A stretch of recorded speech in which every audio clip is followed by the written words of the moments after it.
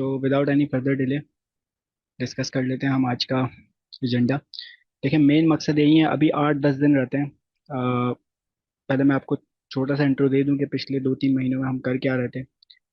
Sustainability related matters में sir Ibrahim के साथ मैं उन्हें इन चीज़ों में असिस्ट कर रहा था। SASB का मटेरियल बनाने में, एथिक्स की चीज़ें करने में।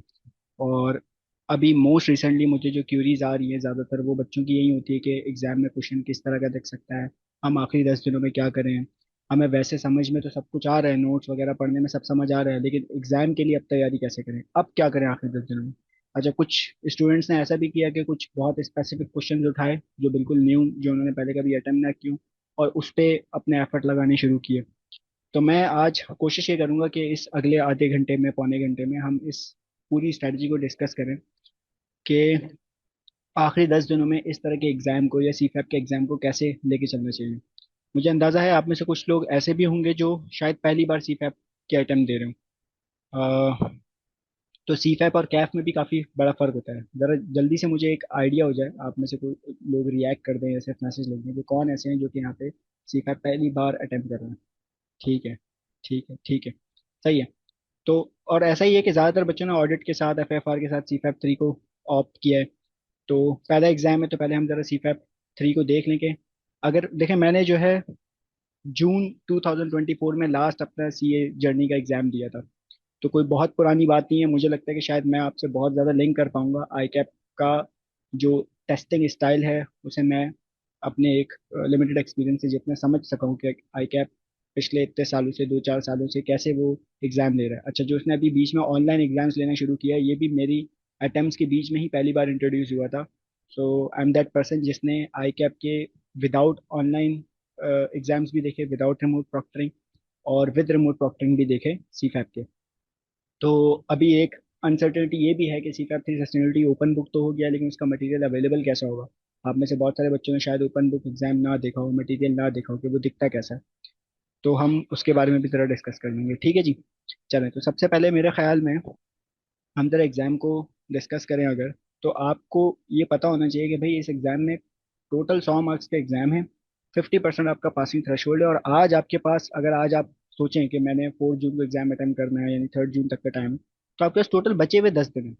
बच्चे, स्टूडेंट्स प्रैक्टिस करते हुए ये चीज़ भूल रहे हैं कि आखिरी 10 दिनों में हमेशा ब्रेथ ऑफ द सिलेबस को कवर करने की कोशिश की जाती है। ज़्यादा से ज़्यादा टॉपिक एरियाज जो आपने पहले पढ़ चुके हैं, जो आप पहले प्रिपेयर कर चुके हैं, उन्हें वापस रिवीजन करने की ज़रूरत होती है, बजाय इसके कि आप किसी एक स्पेसिफिक एरिया पे बहुत ज़्यादा फोकस करें।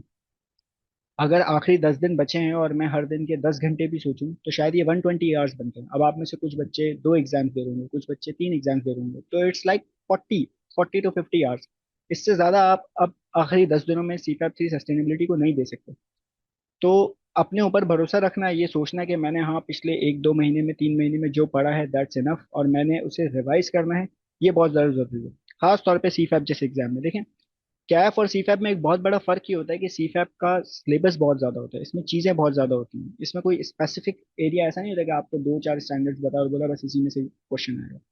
क्योंकि सिलेबस बड़ा होता है, तो हमेशा इसमें मसला ये होता है कि आखिरी 10 दिनों में, आखिरी 2 दिनों में, आखिरी 4 दिनों में बच्चा सिलेबस के हर एरिया को वापस एक बार देखता नहीं है। तो मेरे ख्याल में इस वक्त बेस्ट अप्रोच ये है कि आप अपने सिलेबस को, अपनी ग्रिड को देखें और उसमें ये सोचें कि कौन कौन से ऐसे एरियाज हैं जिस पे मुझे ज़्यादा फोकस करने की जरूरत है, और कौन से ऐसे हैं जिसमें कम करने की जरूरत है। किसी भी एरिया को आप छोड़ना या उसे बिल्कुल ना देखना, या ये सोचना कि नहीं बस सिर्फ मैं for example S2 climate related पे ही फोकस कर लूँ, that would not be a good approach, ठीक है। अगर हम ग्रिड को भी देखें अपनी, मैंने यहाँ कैप की ग्रिड ला के रखी है। देखिए, आपकी जो ग्रिड है उसमें ये 3 चीज़ें हैं। एक है understanding the sustainability related disclosure concepts and its application, एक है रिपोर्टिंग वाले एरिया, और आखिरी है assurance related consideration. Assurance related consideration को अगर आप जरा गौर से देखेंगे तो इसके अंदर एथिक्स वाला पार्ट आ रहा है और एश्योरेंस वाला पार्ट आ रहा है। तो आखिरी 10 दिनों में आपको इस बात का एहसास होना चाहिए कि एग्जाम आई कैप का जब आएगा, तो उसमें आपने अपने कुछ एरियाज ऐसे होंगे जो इजी होंगे, जो इजी स्कोरिंग होंगे, जिसको आइडेंटिफाई करना भी बड़ा आसान होगा। CFAP के अंदर आई कैप की पास में प्रैक्टिस हमेशा इस तरह से रही है कि वो क्वेश्चंस, अगर 6 क्वेश्चन आपको एग्जाम में दे रहा है, तो ऐसा नहीं है कि 6 के 6 में आपको फॉरन आइडेंटिफाई हो जाए कि ये क्वेश्चन किस एरिया से आया है। ये मैं बात कर रहा हूँ बाकी सिलेबस एरियाज को देखते हुए। अगर आप फॉर एग्जांपल टैक्स का पेपर देखें आप, या इससे पहले जो इसका पेपर था एसपीएम, स्ट्रेटेजिक परफॉर्मेंस मैनेजमेंट, जिसको सस्टेनेबिलिटी रिप्लेस किया, अगर आप उसको देखें तो वो जो क्वेश्चन देते थे वो एक सिनेरियो बना के देता था, और उसमें आपसे कहता था कि भाई evaluate the above situation and determine course of action. तो इसमें भी ऐसा हो सकता है कि वो आपको इस तरह के एक आध क्वेश्चन दे। हमने लेके कैसे चलना है, हम जरा इस पे डिस्कशन कर लेते हैं। ठीक है जी। तो ये चार पांच एरियाज हैं। एक आईएफआरएस एस 1 है, एक S 2 है, SASB के स्टैंडर्ड में, एश्योरेंस एथिक्स है, और सस्टेनेबिलिटी गवर्नेंस वाले एरिया हैं जो कि आपके COCG वगैरह के। मेरे ख्याल में आपको करना ये चाहिए आखिरी 10 दिनों में कि सबसे पहले जो समराइज हैंडआउट्स आपके पास हैं, S 1 के, S 2 के, SASB के, जो भी समराइज हैंडआउट हैं, एक तो है डिटेल्ड हैंडआउट जो डिटेल्ड बुक दी हुई है, और एक है इनकी समराइज हैंडआउट जो वर्कशॉप्स में भी कराया गया। आप उन्हें सबसे पहले देखें और इनके की कॉन्सेप्ट्स को रिवाइज करने की कोशिश करें। ठीक है जी। जैसे अगर मैं बात करूं S 2 की, तो S 2 के अंदर फिजिकल रिस्क डिस्कस हुआ, ट्रांजिशन रिस्क डिस्कस हुआ, स्कोप 1 2 3 डिस्कस हुआ, क्लाइमेट सिनेरियो एनालिसिस डिस्कस हुआ। तो ये इन सब के बारे में आपको पता होना चाहिए। मतलब जब आप पढ़े स्कोप 1 2 3 तो आपके जहन में क्लिक हो जाएगा यार 1 2 3 में कुछ फर्क था, और वो क्या फर्क था। सिनेरियो एनालिसिस S 2 में भी डिस्कस हुआ है, S 1 में भी डिस्कस हुआ है, लेकिन S 1 के अंदर उसमें टोटल, आप अगर S 1 में सर्च चलाएंगे ना तो 3 बार सिनेरियो एनालिसिस का वर्ड आया, और वो भी मैंडेटरीली नहीं है। उसमें वो कह रहा है कि भाई सिनेरियो एनालिसिस करो to identify the sustainability risk और अपॉर्चुनिटी, जबकि S 2 के अंदर तो वो मैंडेटरी कह रहा है कि नहीं भाई अब तो आपको हर क्लाइमेट का एक सिनेरियो बनाना पड़ेगा, एक एनालिसिस करना पड़ेगा कि शॉर्ट टर्म में, लॉन्ग टर्म में, मीडियम टर्म में क्या इम्पैक्ट है। तो इस तरह से आपको इस वक्त फोकस ये करना चाहिए कि हर एक स्टैंडर्ड के अंदर जो मेन हेडिंग्स यूज हुई हैं, जो मेन कॉन्सेप्ट्स यूज हुए, क्या वो आपके जहन में आ रहे हैं, नहीं आ रहे। हाँ, उसके अंदर डिटेल में जाना अब वो टाइम नहीं रहा। अली परवेज, कुछ कह रहे हैं आप? अच्छा देखें, क्वेश्चन क्वेश्चन देखो मैं देख रहा हूँ आप लोग के क्वेश्चन आ रहे हैं। हम एक काम ये कर लेते हैं कि अभी जरा मैं अपनी जो स्ट्रेटजी में लेकर चल रहा हूँ, जो मैं आपको समझाना चाह रहा हूँ, पहले हम इस पर फोकस कर लेते हैं। आखिरी 10 15 मिनट हो सकता है मैं जो बात अभी कर रहा हूँ इसमें आपके सारे क्वेश्चंस क्लियर हो जाए। ठीक है। तो पहले हम अपनी स्ट्रेटजी डिस्कस कर लेते हैं, उसके बाद फिर आपके क्वेश्चंस भी ले लेंगे। हो सकता है आपके क्वेश्चंस पहले से उस स्ट्रेटजी के अंदर डिस्कस हो जाए। ठीक है। तो अभी अभी कोशिश ये करें कि जो मैं बात कह रहा हूँ आप पहले उस पर गौर कर लें एक बार। ठीक है। मुझे याद है यार, मैंने जून 2024 में लास्ट एग्जाम दिया था। मुझे याद है मैं ऐसा स्टूडेंट था जो, मैं क्या करता था कि मैं ज़्यादा से ज़्यादा सिलेबस एरिया कवर कर लेता था, मैं ज़्यादा से ज़्यादा प्रैक्टिस कर लेता, लेकिन उसके बावजूद मुझे आखिरी 10 दिनों में टेंशन होती थी कि अब मैं और क्या करूँ और क्या करूँ। अब खास तौर पे ऐसा कोई नया सब्जेक्ट अगर जो पहले कभी टेस्ट नहीं हुआ, जिसके पास पेपर्स अवेलेबल नहीं है, जिसका प्रैक्टिस मटेरियल बहुत कम अवेलेबल है, तो उसमें तो ये टेंशन ज़्यादा होती है कि भाई मैं मटेरियल लाऊंगा कहाँ से। मैं पेपर में जब बैठूंगा तो वहां पे तो मुझे और नए नए कोई सिनेरियो दिख जाएंगे, तो मैं वो कवर कैसे करूंगा।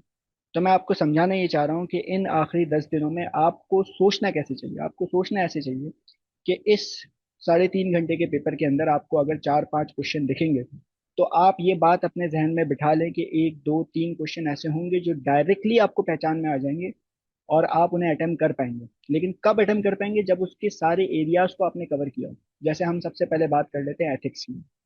एथिक्स का जो एरिया है किसी भी एग्जाम के अंदर, आई कैप अपने कैफ के, सी फैप के हर एग्जाम में एथिक्स टेस्ट कर रहा है। हर एग्जाम में एथिक्स का क्वेश्चन बड़ी आसानी से आपको दिख जाता है। ठीक है। अगर मैं एथिक्स की बात करूं, जो सस्टेनेबिलिटी का एथिक्स है, तो उसके अंदर कोई बहुत ज्यादा चेंजेस नहीं है। एथिक्स के अंदर टोटली ये तीन चीजें चेंज हुई है बस, बाकी सब बिल्कुल वैसा ही है जैसे ऑडिट का एथिक्स है।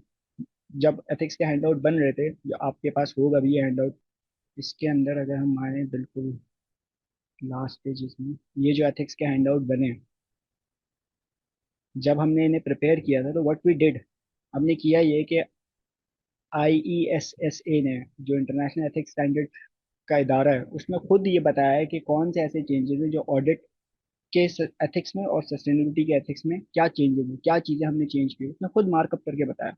तो हमने अपने हैंडआउट को पढ़ा और उसमें देखा यार कि कौन कौन से ऐसे एरियाज हैं जो इसमें चेंज हुए।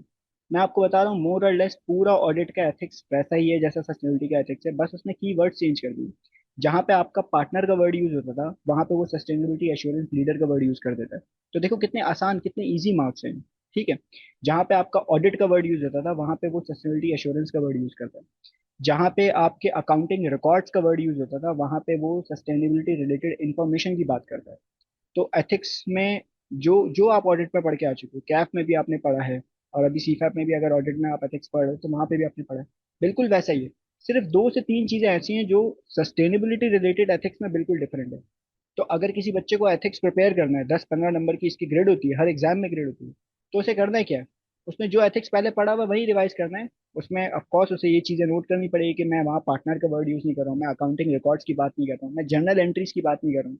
नॉर्मली क्या होता था, आप एथिक्स में कहते थे कि यार जर्नल एंट्रीज टेस्टिंग कर सकते हो, नहीं कर सकते हो। नहीं, यहाँ जर्नल एंट्रीज है ही नहीं, यहाँ पे सस्टेनेबिलिटी रिलेटेड डाटा है, सस्टेनेबिलिटी रिलेटेड इन्फॉर्मेशन है।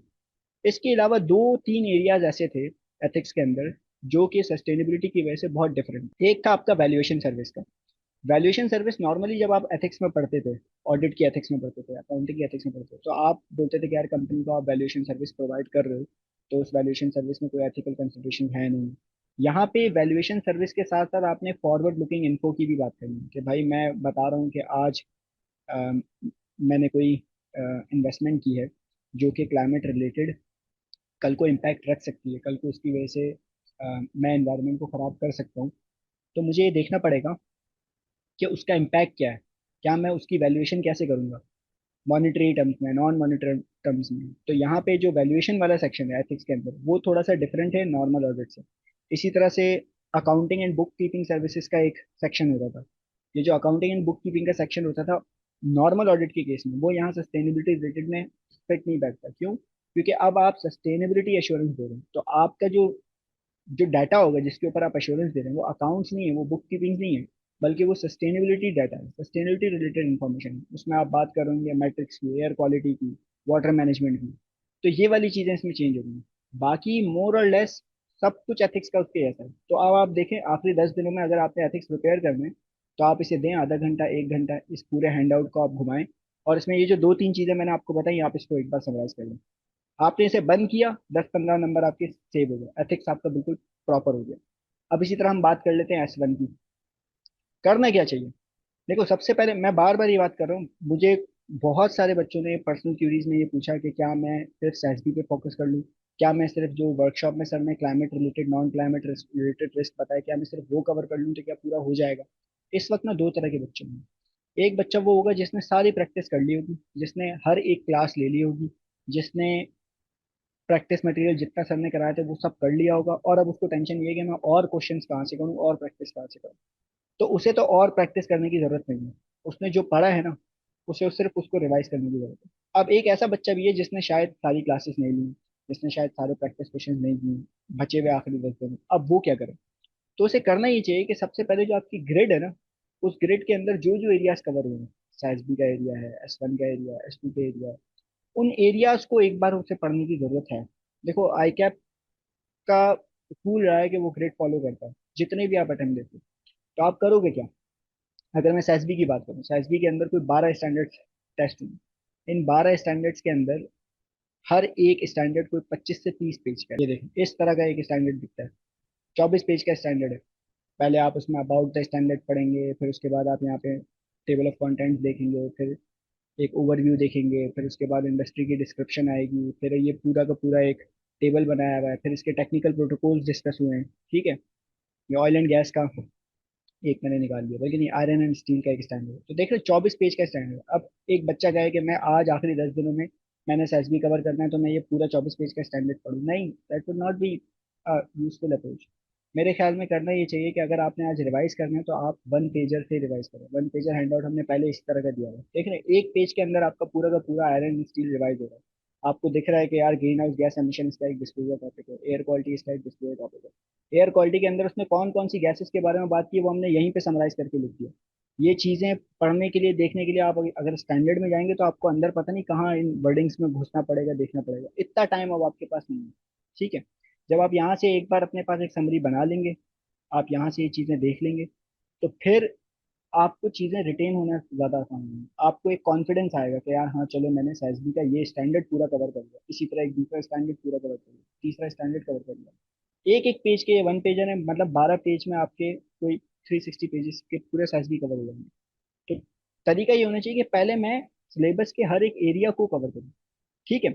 अच्छा, अब इसमें बात यह है कि क्या मुझे फोकस करने की जरूरत किसमें? हाँ ऑफ कोर्स, कुछ एरिया हमने खुद आइडेंटिफाई किए थे जब हमने एनालिसिस किया कि यार इन 12 स्टैंडर्ड टॉपिक्स में कौन कौन से ऐसे एरियाज हैं जो बहुत ज्यादा रिपीट हुए हैं। ये एक वो फाइल थी जो हमने बनाई थी। हमने क्या किया, हमने सारी इंडस्ट्रीज यहाँ पे लिखी, chemical, electric, biotech, agriculture, commercial, और यहाँ पे डिस्प्ले टॉपिक्स लिखे। और फिर देखा कि कहाँ पे कौन कौन से डिस्प्ले टॉपिक रिपीट हो रहा है। अब देखें, जैसे वाटर मैनेजमेंट एक डिस्प्ले टॉपिक है जो ऑयल एंड गैस में भी आ रहा है, एपरल में भी आ रहा है, ई कॉमर्स में भी आ रहा है, आयरन एंड स्टील में भी आ रहा है। तो इस बेसिस पे सर इब्राहिम ने भी आप लोगों से वर्कशॉप के दौरान शेयर की होंगी ये चीज़ें, कि भाई ये वो 4 5 10 15 टॉपिक्स हैं जो बहुत ज़्यादा रिपीट हो रहे हैं, ये सब वो हैं जो ज़्यादा रिपीट हो रहे हैं। तो ऑफकोर्स जो ज़्यादा रिपीट हो रहे हैं, अकॉर्डिंग टू प्रोबेबिलिटी एनालिसिस शायद इनके चांस ज़्यादा हों। लेकिन इसका मतलब हरगिज ये नहीं है कि आपने बाकी करना ही नहीं। एक ऐसा बच्चा जिसने बिल्कुल नहीं किया है, जिसके पास अभी टाइम नहीं है, तो वो तो ऑफकोर्स बस इन पे फोकस कर ले। लेकिन अगर वो बच्चा जो अभी टेंशन ले रहा है कि यार मैंने तो सब कर लिया लेकिन मैं और क्या करूँ, तो भाई बाकी जो एरियाज आप उनको कवर करो। आपने उन्हें देखना जरूरी है। फोकस जो एरिया होते हैं उनको अच्छे से देखना होता है, जो बाकी एरिया होते हैं उनको पढ़ना होता है। ठीक है। और अपने जहन में ये बनाना, ये चीज बार बार बिठानी होती है कि एग्जाम 50 मार्क्स का है। मैंने 50 मार्क्स कवर कैसे करूँ? 10 15 नंबर एथिक्स से आ जाएंगे, 10 15 नंबर एश्योरेंस से आ जाएंगे। एश्योरेंस का सवाल भी आपको सीधे सीधे पता लग जाएगा।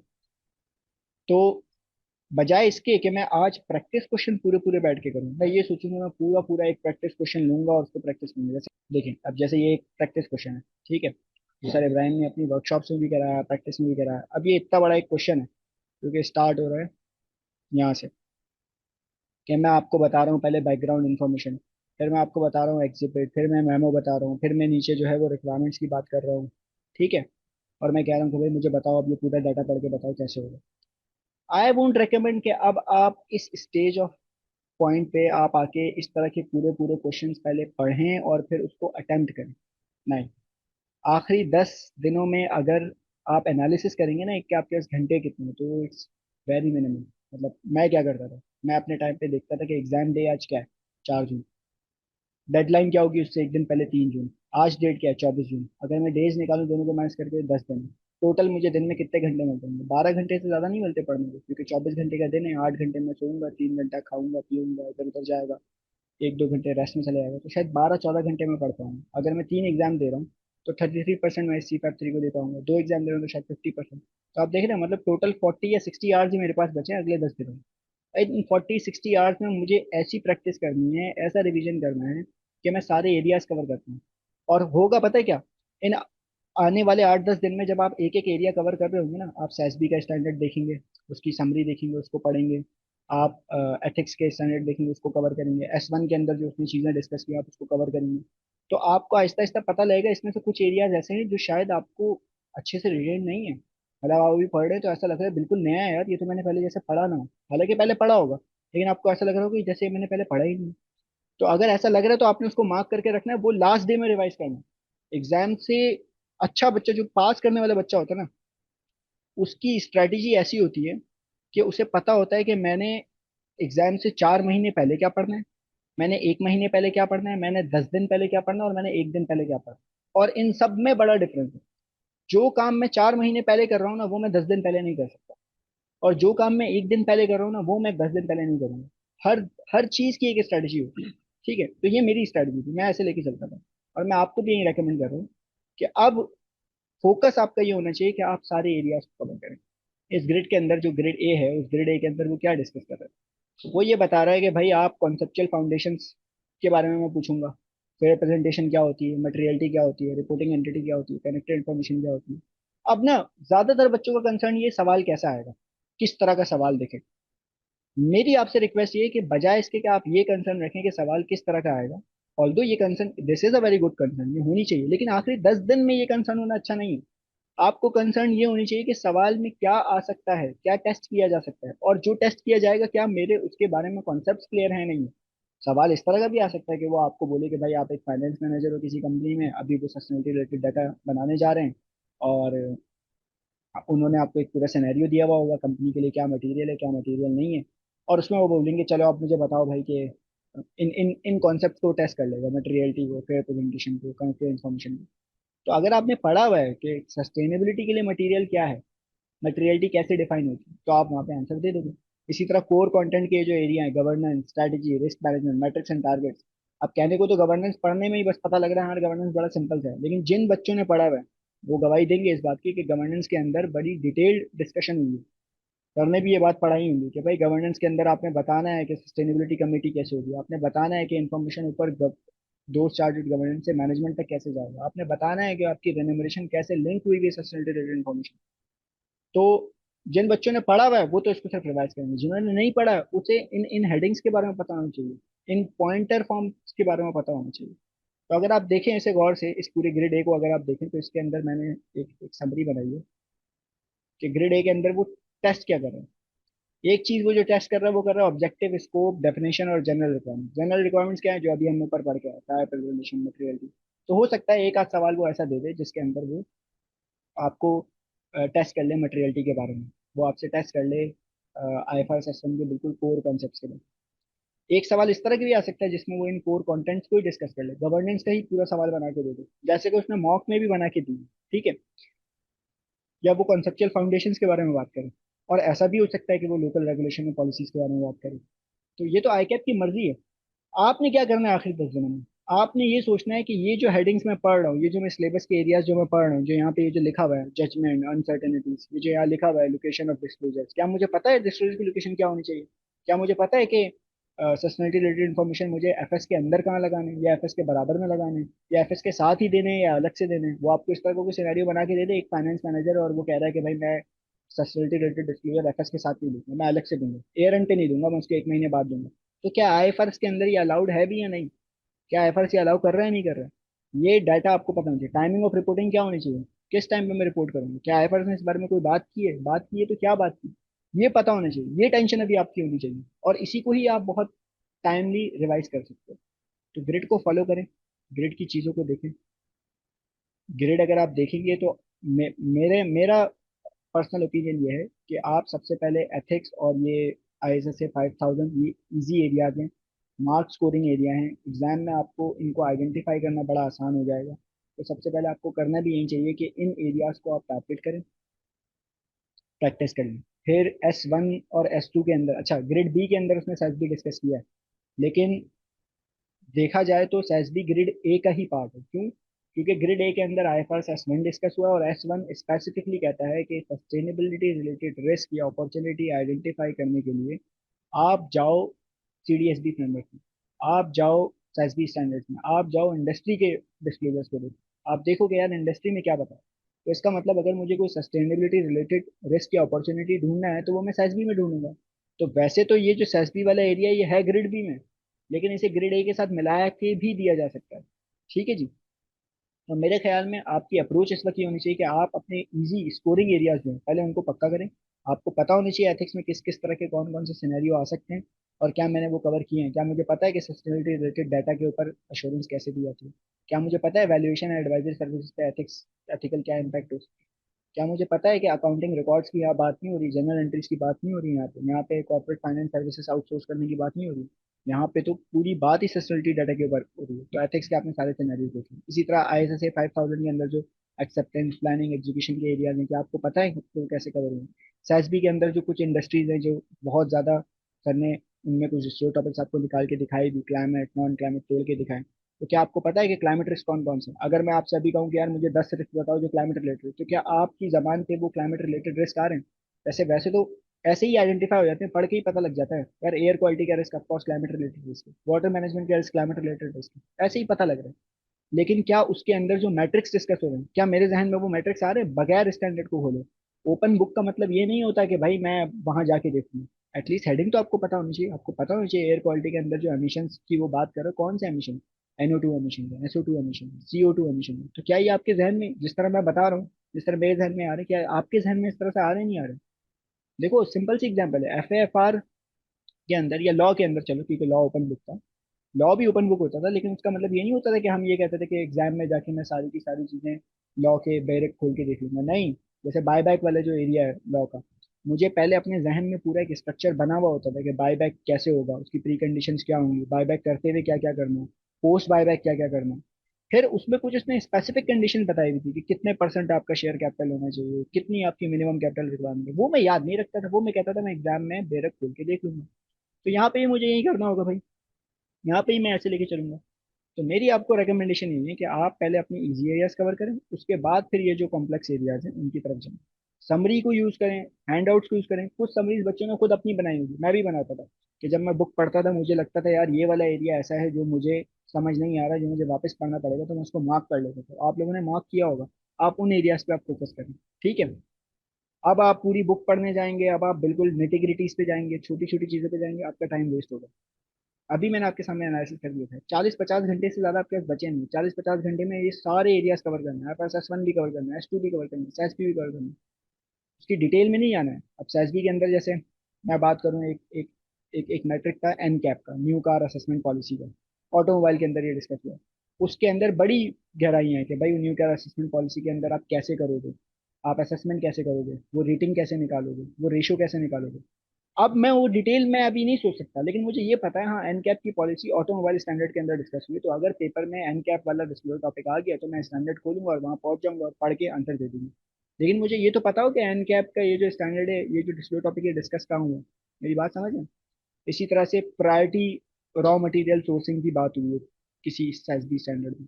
तो जिन्होंने पढ़ा है, जिन्होंने रिवाइज किया, उन्हें ये बात पता होगी ये प्रायोरिटी रॉ मटेरियल कहाँ डिस्कस है, तो वो उस स्टैंडर्ड पे पहुंच जाएंगे। तो आपको अभी फोकस इस चीज पे करना चाहिए। ठीक है जी। अब हम बात कर लेते हैं जरा ओपन बुक एग्जाम के बारे में। बहुत ज्यादा क्यूरीज मुझे इस बारे में भी आई कि ओपन बुक एग्जाम अगर है तो वो किस तरह होगा। अच्छा, किसी बच्चे ने आई कैप को मेल भी की और उससे पूछा कि भाई हमें कैसे मिलेगा, तो आई कैप ने अपनी स्टडी रिसोर्सेज का लिंक दे दिया। अब देखें, इसमें दो ही ओपिनियन बचे हैं। या तो ऐसा होगा कि आई कैप आपको एक एक लिंक बना के दे देगा जिसके अंदर आपके पास सारे के सारे SASB के हैंडआउट, सारे S1 के हैंडआउट, सारे S2 के हैंडआउट आपको अवेलेबल होंगे। जिस तरह अभी देखो मैंने ये खोला हुआ है, हो सकता है कुछ बच्चों ने देखा हो, कुछ बच्चों ने देखा हो, टेक्स्ट प्रैक्टिस के अंदर जब ओपन बुक एग्जाम आया था तो वो इस तरह का एग्जाम था। तो आप क्या करते थे, इस तरह से एक लिंक में जाते थे और आपके पास ये खुल जाता था। एक एक ओपिनियन यही है, और मेरा भी बहुत ज्यादा ओपिनियन यही है कि इस तरह का आपको एक एक लिंक मिल जाएगा। अभी तक अवेलेबल हो जाना चाहिए था लेकिन नहीं हुआ है, तो इट मीन शायद अगले हफ्ते तक अवेलेबल हो जाए। उस लिंक के अंदर जैसे इसमें 1400 पेजेस सारे हुए हैं और यहाँ पे एक बाकायदा पूरा बना हुआ होता है आपका बुकमार्क सिस्टम, तो इसी तरह इसमें भी इंशाल्लाह अवेलेबल होगा सस्टेनेबिलिटी के अंदर कि आप यहाँ से सारी चीज़ें देखे कवर कर सकते हैं। इसी के अंदर आपके पास सब कुछ आ रहा होगा कि भाई S1 भी आ रहा है, S2 भी आ रहा है, SASB भी आ रहा है। अच्छा, ये वाला जो डायरेक्ट मैंने खोला हुआ है इसके अंदर यहाँ पे बुकमार्क अच्छे नहीं है, लेकिन मुझे याद है टैक्स के किसी एक ऐसा डायरेक्ट था जिसके अंदर यहीं पे बुकमार्क्स भी थे कि मैं यहीं से डायरेक्ट किसी एक स्पेसिफिक एरिया में, सेल्स टैक्स के एरिया में या इनकम टैक्स के एरिया में चला जाता था।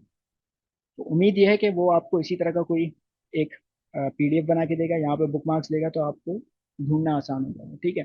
आप यहीं पे सर्च भी कर सकते हैं, इसका सर्च का ऑप्शन भी बड़ा अच्छा है। फॉर एग्जाम्पल वो आपको बुकमार्क्स बना के नहीं देता, तो आप यहाँ पे पेज रेंजेस सेट कर सकते हैं। अगर आपको SASB में कुछ ढूंढना है तो आप SASB की पेज रेंज यहाँ पे सेलेक्ट कर लें और उसके बाद सर्च कर लें, आप ऐसा भी कर सकते हैं। तो ये वाली टेंशन छोड़ दें मेरे ख्याल में ना, अगले शायद 4-5 दिन में ये क्लियर हो। अच्छा, दूसरा ओपिनियन क्या हो सकता है कि अगर आई कैप इस तरह से PDF नहीं देगा तो क्या करेगा।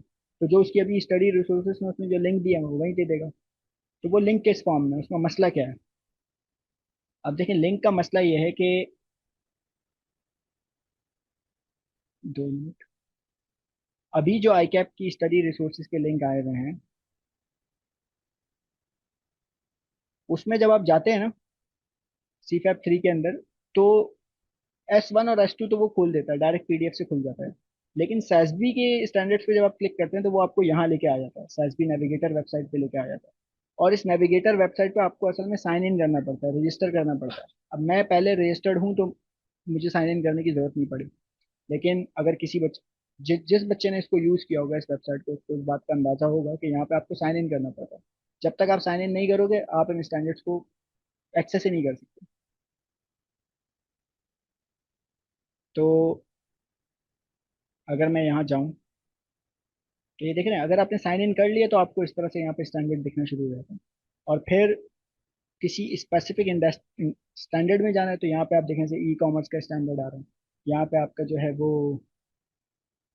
आयरन एंड स्टील का स्टैंडर्ड आ रहा है। तो सारे स्टैंडर्ड यहाँ पे आ रहे हैं। आपने किसी स्टैंडर्ड को एक्सेस करना है, आप E-कॉमर्स में जाके एक्सेस कर लें। देखें, ठीक है। अच्छा, स्टैंडर्ड एक इस फॉर्म में आता है कि वेबसाइट इजी टू रीड, के आप यहाँ पे डायरेक्ट डायरेक्ट डिस्प्ले टॉपिक देखें, उसके नीचे जाके इसके मैट्रिक्स देखें। ठीक है। और उसके नीचे जाके इसके टेक्निकल प्रोटोकॉल देखें। एक तो इस फॉर्म में आपको स्टैंडर्ड दिख जाता है SASB की वेबसाइट। दूसरा, अगर आपको वही पीडीएफ फॉर्म में देखना है, तो ये रहा पीडीएफ, आप पीडीएफ पे क्लिक कर लें, आपको पूरा पीडीएफ फॉर्म में भी स्टैंडर्ड दिख जाएगा। मुझे पर्सनली वो वेबसाइट वाला जो इसका मोड है वो ज़्यादा आसान ही लगता है, क्योंकि उसके अंदर चीज़ें बड़ी समराइज हैं। आप देख रहे हैं कि यहाँ पे पहले सिर्फ डिस्क्लोजर टॉपिक्स आ रहे हैं। फिर अगर मुझे पेपर में दिख रहा है यार कि फॉर एग्जांपल मैं पेपर में क्वेश्चन आता है ई कॉमर्स का, तो मैं आइडेंटिफाई कर लूंगा ये ई कॉमर्स इंडस्ट्री से सवाल है।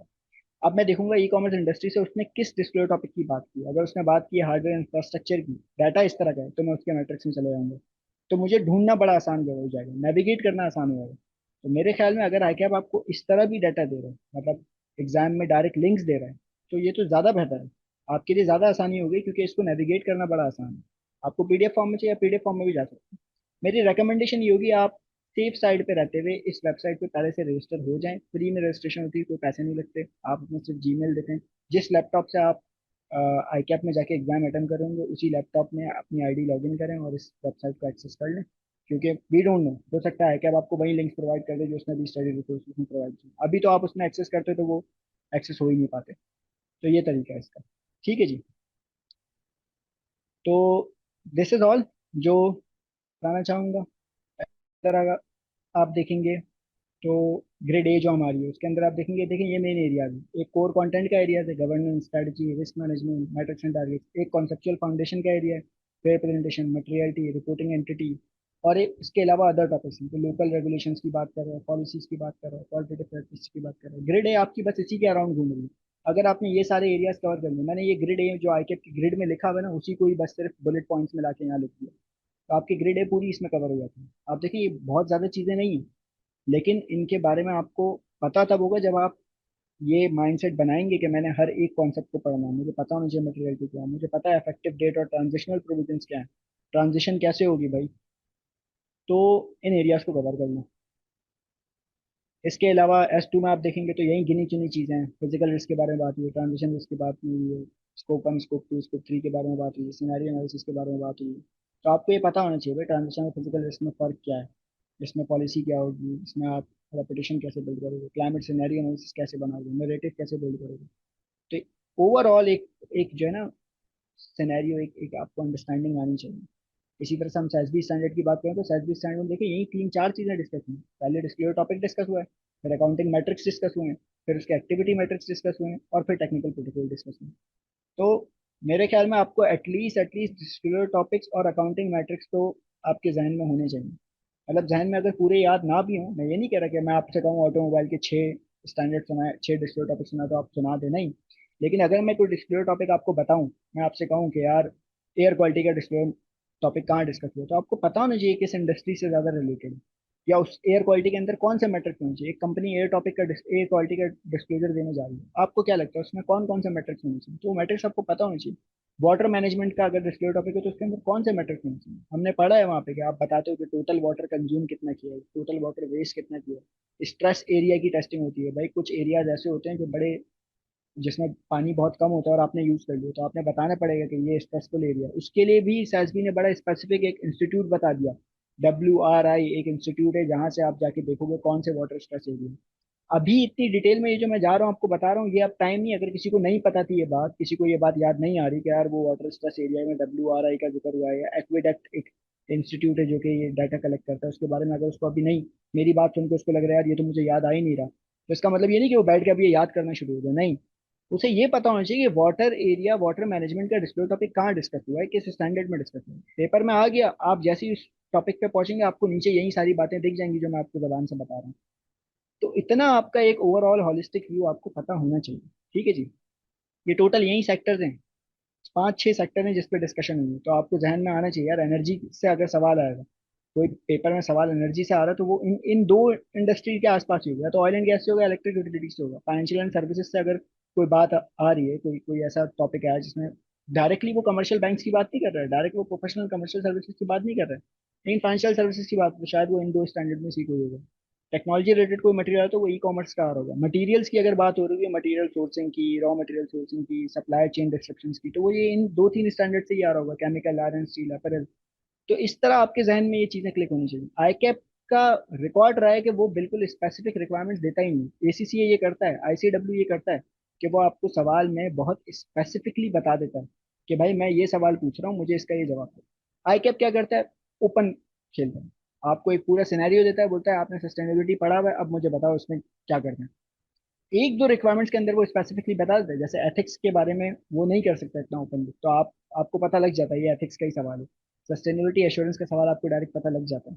अच्छा, अभी जो उसने मॉक एग्जाम दिया, अगर हम मॉक को भी देखें, तो मुझे, ये मेरा पर्सनल ओपिनियन है कि मॉक जो इसने दिया है, ये इसमें ना बहुत ज्यादा स्पेसिफिकली इसने बता दिया। मतलब मैं इस मॉक को देख के मैं पढ़ पा रहा हूँ कि यार IFRS 2 कई सवाल है, मैं इसको देख के पढ़ पा रहा हूँ कि लो कार्बन इकोनॉमी सुनाई, अच्छा ये भी S2 का, ये ट्रांजिशन रिस्क की बात होगी।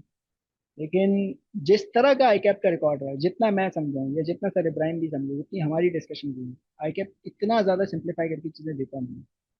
आपको हमेशा शॉक मिलता है, सी फैप के एग्जाम में हमेशा शॉक मिलता है। जो बच्चे पहली बार अटेम्प्ट कर रहे हैं ना सी फैप, मेरी उनसे रिक्वेस्ट है, आप अपने जहन में ये एक प्रोविजन बना लें कि जब आप एग्जाम में बैठेंगे आपको एक शॉक मिलेगा।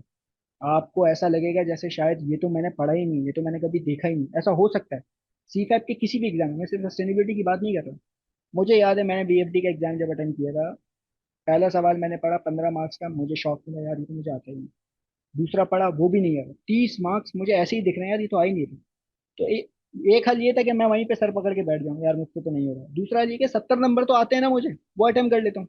जब आप वो 70 नंबर अटेम्प्ट करते हो, टाइम के साथ साथ आपका कॉन्फिडेंस वापस बिल्ड होता है और आप वापस उन 30 नंबर पे आके अच्छे से अटेम्प्ट कर लेते हो। I never failed in my CA exam, ना कैफ में ना सी कैप में, यही अप्रोच थी मेरा आपसे। एक भाइयों वाला जो मशवरा है वो यही है कि आपने हमेशा तैयार रहना है कि आपको एक सरप्राइज में। अगर मैं सिर्फ ये इस तरह का मॉक एग्जाम अपने जहन में बिठा के बैठा हूँ, क्या है क्या बस इसी तरह ये ऐसा छोटा सा एक सिनेरियो देगा, स्पेसिफिकली प्लेट में रख के दे देगा, S2 का डिस्क्लोजर रिक्वायरमेंट आएगी, इसी तरह रख के दे देगा, ट्रांजिशन रिस्क बता दो, और एग्जाम में बिल्कुल उसने कुछ ऐसा दे दिया कि बस आपको समझ ही नहीं आ रहा, कुछ ऐसा सिनेरियो दे दिया, तो आप बहुत टेंशन में आ जाएंगे। इसीलिए सर इब्राहिम ने भी जब प्रैक्टिस मटेरियल बनवाया, जब ACCA ICW के क्वेश्चन लिख रहा है, तो आपने देखा इसमें कितना कितना एक्सटेंसिव टेस्टिंग की गई, बैकग्राउंड इन्फॉर्मेशन डिस्कस हो रही है, एग्जिबिट्स डिस्कस हुए हैं, चीजें डिस्कस हुई हैं। ये हमने बैठ के इस पे बहुत ज्यादा मतलब चीजें देखी कि यार सस्टेनेबिलिटी का सवाल अगर आएगा तो किस तरह का आ सकता है। इससे ज्यादा मुश्किल नहीं कर सकता। अगर आपने ये प्रिपरेशन कर ली, उनको देख लिया है, अब अगर किसी ने नहीं देखा है, किसी ने प्रैक्टिस नहीं की है, तो आई वोंट रेकमेंड कि अभी वो पूरा बैठ के अटेम्प्ट करे, नहीं। फिर उसे ये करना चाहिए कि इसे पढ़े, समझे, पढ़ने के बाद पॉइंटर फॉर्म में अपने पास आंसर्स लिखे, और वो ये सोचे कि इसका आंसर क्या होना चाहिए।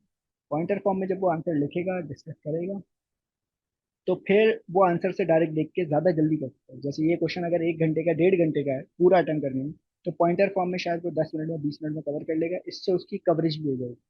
मेरी आपको पर्सनल रिकमेंडेशन है। हाँ, एक दो मॉक आपने करने, फुल टाइम मॉक करने, एग्जाम सिनेरियो में बैठ के या किसी टीचर के साथ एक पूरा मॉक कि पूरा क्वेश्चन कैसे अटेम्प्ट होगा, हाँ एक दो कर लेने चाहिए, ताकि आपको एक आइडिया हो यार कि क्वेश्चन अटेम्प्ट कैसे किया जा सकता है, अगर किसी ने कभी नहीं किया। लेकिन इसका मतलब ये नहीं है कि हर क्वेश्चन आप बैठ के पूरा पूरा अटेम्प्ट करें। ठीक है जी। चलें तो अब अगर किसी के कोई स्पेसिफिक सवाल हैं तो हम वो भी ले लेते हैं। फर्स्ट स्टैंडर्ड में जो अपेंडिक्स है, क्या वो इम्पोर्टेंट है? लाइक IFRS 2 में स्कोप 3 एमिशंस की मेजरमेंट अप्रोच है, इज इट इम्पोर्टेंट? यार देखो, जो मेरी आप लोगों को एक रिकमेंडेशन है, अगर आपने कोई चीज़, जिस तरह से ये अपेंडिक्स है, या कोई ऐसा एरिया जो आपने पहले कभी नहीं देखा है, और आपको लग रहा है कि यार अब ये भी आ गया एग्जाम में तो क्या होगा, तो मेरी आपको सिर्फ और सिर्फ एक भाइयों वाला मशवरा ये है कि आप उसे सिर्फ और सिर्फ एक बार देख लें, उसको पढ़ने की जरूरत नहीं है। ऐसा नहीं है कि आप उसकी पूरी डिटेल में जाएं और उसको समझें, और उसमें कोई एक पॉइंट लिखा हुआ है तो आप उसकी मीनिंग्स जाएं ChatGPT से पूछें, जेमिनाई से पूछें, नहीं। होना ये चाहिए कि आप उसको पढ़ लें एक बार और देखें क्या इसमें ऐसा लग रहा है आपको कि यार कोई ऐसी चीज़ है कि जो एग्जाम में कभी टेस्ट होगी, तो क्या मैं वापस यहाँ इस अपेंडिक्स टेबल तक पहुंच पाऊंगा नहीं पाऊंगा। बस इस हद तक पढ़ लें कि अगर एग्जाम में स्कोप 3 का स्पेसिफिक सवाल आ गया, तो क्या आपको याद रहेगा कि हाँ एक अपेंडिक्स भी दिया हुआ है S2 के अंदर और मैं वहां जा सकता हूँ। बस इस हद तक आपको पता होना चाहिए। जार्गन्स को कैसे यूज कर सकते हैं ड्राफ्टिंग में? देखो यार, ड्राफ्टिंग का उसूल यही है कि सबसे पहले जब भी आपको कोई क्वेश्चन दिखे ना, IFRS 1 का फॉर एग्जाम्पल क्वेश्चन दिख रहा है, IFRS 2 का क्वेश्चन दिख रहा है, तो मैं सबसे पहले उस सिनेरियो को पढ़ूंगा, और सिनेरियो को पढ़ते हुए मैं ये देखूंगा कि उस सिनेरियो के अंदर क्या बातें होंगी। फॉर एग्जांपल, एक कंपनी है, वो बता रही है कि यार हमने एक नया प्लांट लगाया, उस प्लांट को हम समंदर के पास लगा रहे हैं और उसकी वजह से हमें दरख्त वरख्त काटने पड़ रहे हैं। दरख्त काटेंगे तो वहाँ पे जो फ्लड है उसके चांसेस आ सकते हैं, क्योंकि दरख्त जो है वो एक फ्लड प्रोटेक्टर की तरह काम करते हैं, जिस तरह मैंग्रोव्स का आपको पता है वो काम करते हैं। तो अब ICAP ने अपने सवाल में तो कहीं भी यूज नहीं किया जार्गन, लेकिन आपको अपने जवाब में यूज करना पड़ेगा। आप वहाँ बताओगे कि यार ये जो है ना, ये इंडिकेशन हो रही है फिजिकल रिस्क की तरफ, कि आपके आज प्लांट लगाने की वजह से एक फिजिकल रिस्क अराइज हो सकता है, जो कि IFRS 2 में डिस्कस हुआ है। फिर आप उस फिजिकल रिस्क को आगे डिफाइन करोगे कि फिजिकल रिस्क होता क्या है। इसी तरह अगर कोई दूसरा मैटर है, कोई दूसरा ऐसा सस्टेनेबिलिटी रिलेटेड रिस्क बताया गया है जो कि ट्रांजिशन रिलेटेड है, तो वो स्पेसिफिकली इस तरह नहीं बताएगा कि ट्रांजिशन रिस्क है। वो आपको सिनेरियो दे देगा, अब आपको पकड़ना है कि यार हाँ ये ट्रांजिशन रिस्क है, आगे जाके ट्रांजिशन में मसला होगा। S1 के लिए sir give benchmark question, S2 के लिए मिलेंगे, जी जी इंशाल्लाह ज़रूर मिलेंगे।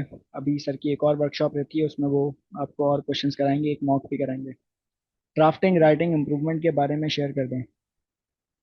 देखो, ड्राफ्टिंग राइटिंग इम्प्रूवमेंट के लिए बेस्ट तरीका यही होता है कि आप सिनेरियो पढ़ के सिनेरियो का डाटा और IFRS 1 S2 का डाटा दोनों को आप अपने क्वेश्चन में लिख पाओ। जब आप अपना क्वेश्चन लिखो, ICAP का हमेशा आप उसके पुराने किसी भी एग्जाम का मार्कर एग्जामिनर कमेंट्स देखो, तो वो यही कहता है कि बच्चा डायरेक्ट कंक्लूजन पे जंप करता है। वो डायरेक्ट कंक्लूजन बता रहा होता है। कंक्लूजन बताना इज गुड, आप शुरू में भले बता दो कंक्लूजन, लेकिन उसको फिर सपोर्ट करना होता है। भाई आपने कहा ट्रांजिशन रिस्क है, तो अब आपको डिफाइन करना पड़ेगा ट्रांजिशन रिस्क होता क्या है, और मुझे ये वाला रिस्क ट्रांजिशन क्यों लग रहा है और फिजिकल क्यों नहीं लग रहा है। ठीक है जी। या इसी तरह गवर्नेंस की बात हो रही है, कोई ऐसा आपको उसने सिनेरियो बना के दिया है जिसमें वो कह रहा है कि यार आप गवर्निंग बॉडी में हो, आप बोर्ड ऑफ डायरेक्टर्स में हो, आप बताओ गवर्नेंस की पॉलिसी कैसी होनी चाहिए। तो उसने सिनेरियो में कुछ चीजें बताई भी होंगी पहले से कि उन्होंने क्या क्या कैसे कैसे सेट किया है, उनकी पॉलिसीज क्या है। आपने उस डाटा को लेना है और सिनेरियो स्पेसिफिक आंसर्स देने, जनरलाइज आंसर नहीं देने। ICAP हमेशा अपने मार्कर एग्जामिनर कमेंट में इस बात का दुख जाहिर करता है कि बच्चे जो है वो जनरल कमेंट दे रहे हैं, ऐसा लग रहा है जैसे सवाल पढ़ा ही नहीं था। तो जब सवाल में दिए हुए डाटा को आप रेफर करोगे ना, तो आपकी ड्राफ्टिंग अच्छी हो जाएगी। रिपोर्टिंग का सवाल पूछता है तो अप्रॉक्स कितना लिखना होगा, लाइक हर चीज स्पेसिफिकली कवर करनी होगी, स्ट्रेटजी के हर कंपोनेंट एंड इसके अंदर के सब पार्ट्स। यार देखो, स्ट्रेट अश्योरेंस का सवाल हो, S2 का सवाल हो, S1 का सवाल हो, हमेशा आपका स्ट्रेटजी यही होनी चाहिए कि जो सवाल में जिस जिस स्पेसिफिक एरिया के बारे में वो बात कर रहा है ना, आप उस स्पेसिफिक एरिया के अगेंस्ट प्रोसीजर दो। अगर स्पेसिफिक एरिया बात नहीं किए तो आप जनरलाइज फिर जो चाहे दे दो। मैं मिसाल के तौर पे आपको बता रहा हूँ कि ऑडिट के अंदर, जैसे फॉर एग्जांपल, जब आप इम्पेयरमेंट के रिस्क की ड्राफ्टिंग करते थे, PPE के इम्पेयरमेंट की रिस्क की ड्राफ्टिंग, जिन लोगों ने पढ़ा हुआ ऑडिट वो शायद इस चीज से बड़े अच्छे से कनेक्ट कर पाएंगे, नहीं पढ़ा है तो वो भी अभी मैं समझाता हूँ, कनेक्ट हो जाएगा।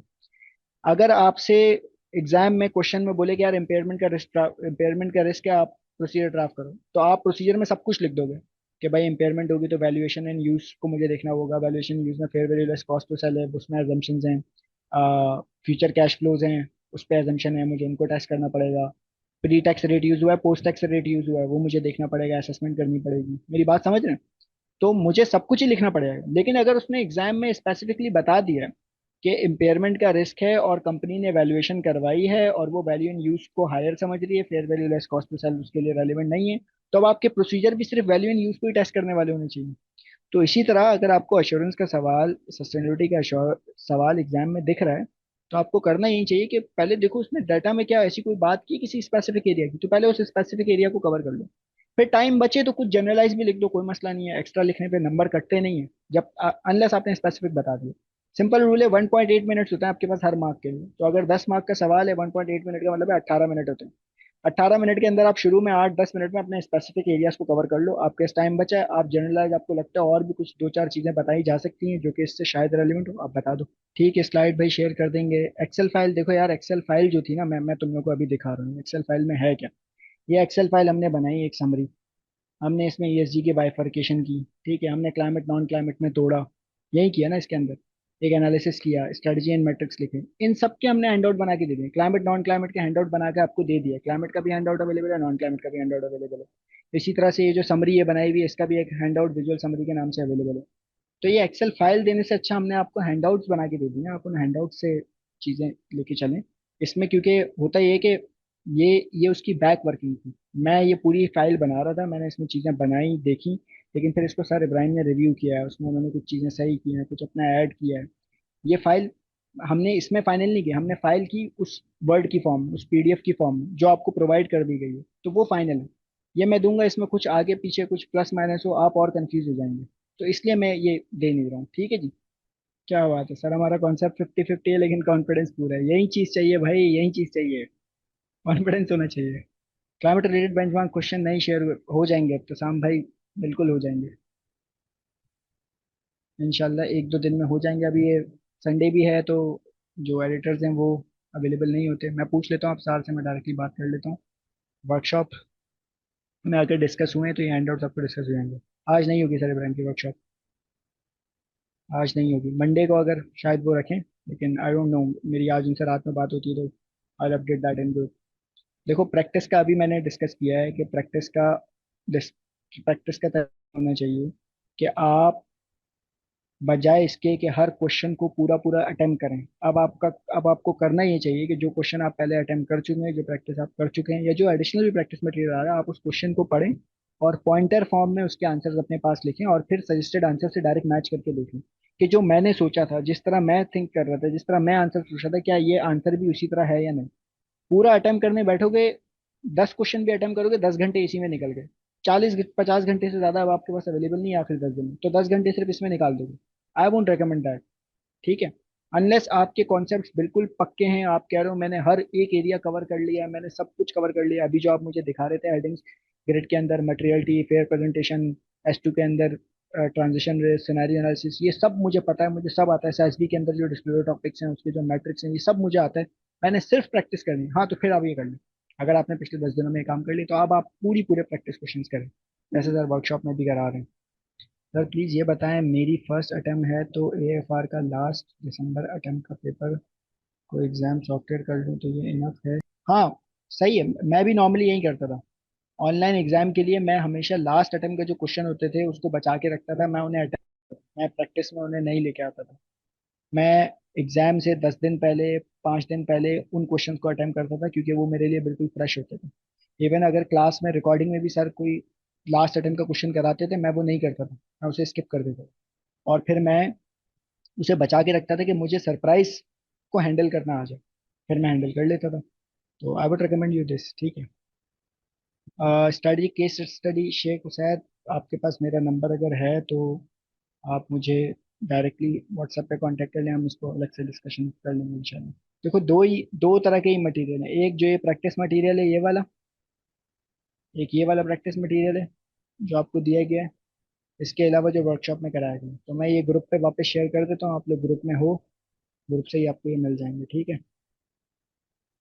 I am well prepared for S1, S2, ISA 5000 and ethics, but as you said, we should recall the main matter of the surgery in the last, so I'm unable to do so. I've given surgery a 20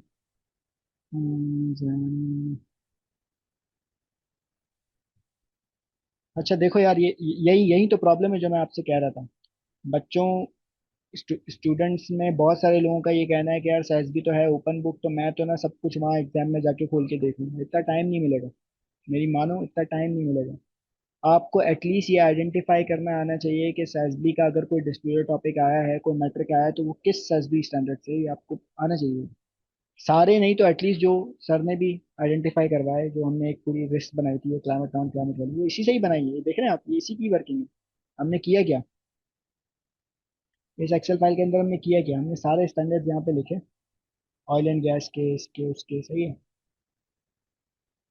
कौन है ये बच्चा? मोहम्मद अली। मोहम्मद अली, ये आपकी Curie का answer है।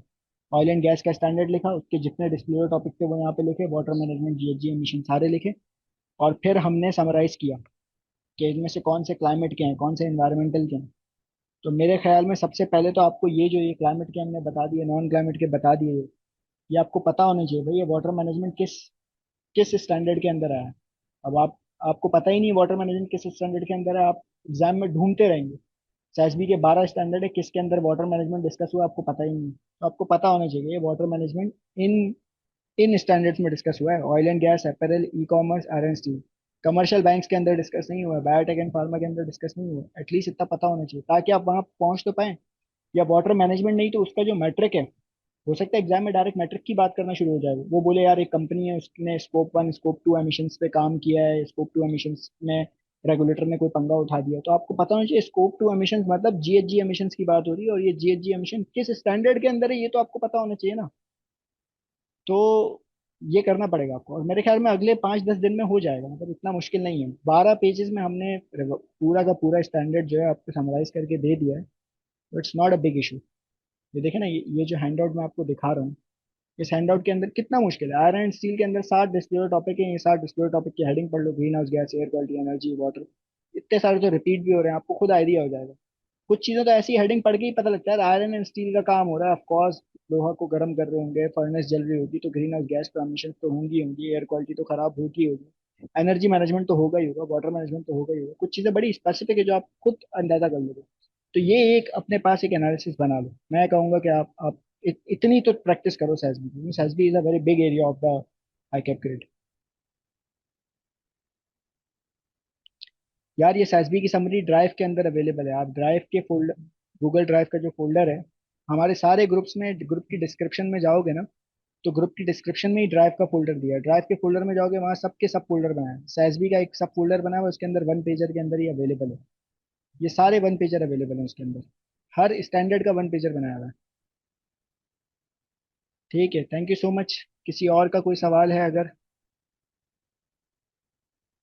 Sir let suppose किसी question में 3 to 4 रिस्क दिए हैं, तो सबके लिए GSRM and MT separately disclose करेंगे या समराइज करके?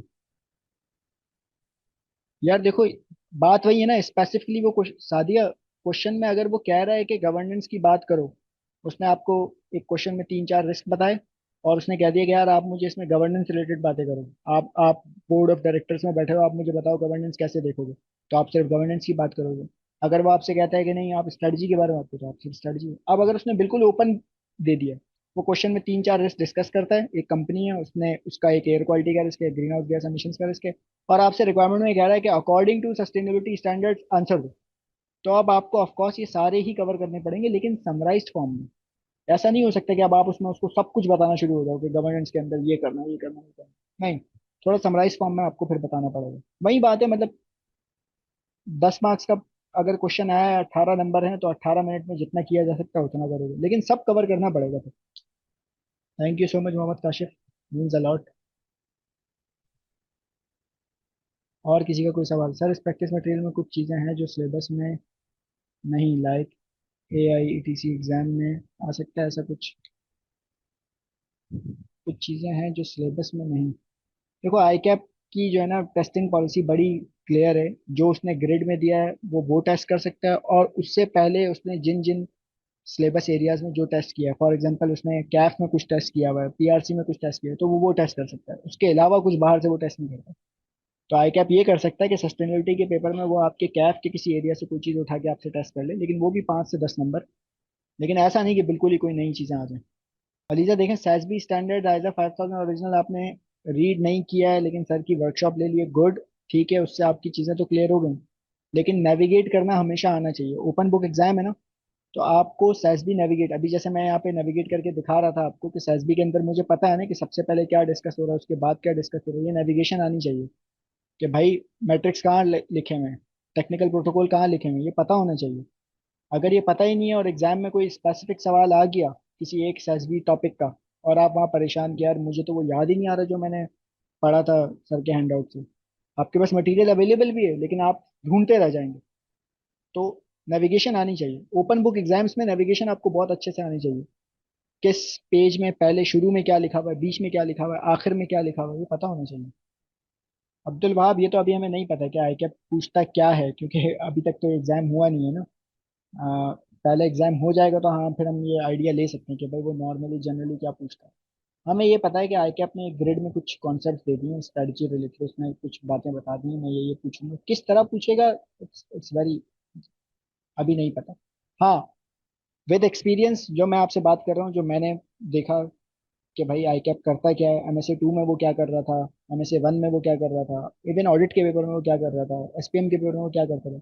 वो दूसरी अकाउंटिंग बॉडीज के क्वेश्चंस का डाटा उठाता था, और उसकी रिक्वायरमेंट्स को थोड़ा और मुश्किल बना देता था। उसमें बहुत क्लियरली लिखा होता था कि आप सस्टेनेबिलिटी रिलेटेड बात करो, उन क्वेश्चन में बड़ा क्लियरली लिखा होता था आप S2 की बात करो। यहाँ पे वो क्लियरली नहीं बताएगा, वहां पे वो एक पहेली घुमाएगा, कि जैसे आपको गेस करना है कि ये सवाल आया कहाँ से, तो डाटा आपको वहीं से मिल रहा होगा। और ये क्वेश्चंस आपको प्रैक्टिस में कराए भी गए हैं। बिल्कुल बिल्कुल, this is enough ELISA, this is enough. इससे ज्यादा नहीं। अब आपका आखिरी 10 दिनों में ज्यादा फोकस ये होना चाहिए कि आप हर एक एरिया को कवर कर लो। जो जो ग्रिड में डिस्कस हुए हैं टॉपिक्स, आप उसे कवर कर लो। जैसे अभी कोई बच्चा कह रहा था कि मैंने SASB के हैंडआउट्स तो पढ़े हैं, मुझे सेल्सबी की चीज़ें तो पता है, लेकिन मुझे नेविगेट करना नहीं आता। मैंने स्टैंडर्ड से मैंने वो पढ़ा नहीं। भाई स्टैंडर्ड से करो, या जो एश्योरेंस का स्टैंडर्ड है उसे एक बार उस स्टैंडर्ड को घुमा लो, उसको नेविगेट करना सीख लो। प्लानिंग की चीज़ें वहाँ कहाँ लिखी हुई हैं, आपको पता होना चाहिए। ठीक है जी, तो फिर मैं ये सेशन यहीं पे एंड कर रहा हूँ। भाई किसी को कोई मसला हो, कुछ पूछना हो। मैं इस वक्त वैसे सस्टेनेबिलिटी रिलेटेड की प्रैक्टिकल एप्लीकेशन भी देख रहा हूँ। मैं इस पीडब्ल्यूसी साइप्रस के साथ काम कर रहा होता हूँ, जिसमें वहाँ पे IFRS S1 S2 तो अप्लाई नहीं हुआ है, लेकिन यूरोपियन यूनियन क्योंकि बहुत ज़्यादा ह्यूमैनिटेरियन काम करती है और ग्लोबल एमिशंस के ऊपर उनकी बड़ी रिस्ट्रिक्शंस होती हैं, तो मैंने ये चीज़ें प्रैक्टिकली भी देखी हैं। और इसका पाकिस्तान में शायद थोड़ा लेट स्कोप आए, यहाँ पे शायद चीज़ें इंप्लीमेंट होते होते लेट गया, लेकिन दुनिया भर में इसका बहुत अच्छा स्कोप है। You guys are very lucky कि आई कैप ने बहुत अच्छे टाइम पे इस तरह का सिलेबस इंट्रोड्यूस कराया। आगे आपको ये चीज़ सेल करने में, इसको अगर आप समझ के पढ़ें, इसको इंटरेस्ट लेके पढ़ें, तो ये ऐसी चीज़ है जो आपको बहुत डिफरेंशिएटिंग फैक्टर देगी। मतलब इस वक्त मार्केट में इतने सारे चार्टर्ड अकाउंटेंट घूम रहे हैं, लेकिन उन्हें स्कोप 1 स्कोप 2 स्कोप 3 का भी नहीं पता। I have seen people, manager senior manager level के लोग, अगर मैं उन्हें कहूँ स्कोप 1 2 और 3 में फ़र्क बता दूं, उन्हें नहीं पता। तो आप लोग ये चीज़ सीख रहे हैं, पढ़ रहे हैं, आगे जाके अप्लाई भी करेंगे, बाहर देखेंगे आप इसकी, पूरी दुनिया इस पे बहुत ज़्यादा फोकस कर रही है। तो wish you all the luck, और लेट्स एंड दिस सेशन।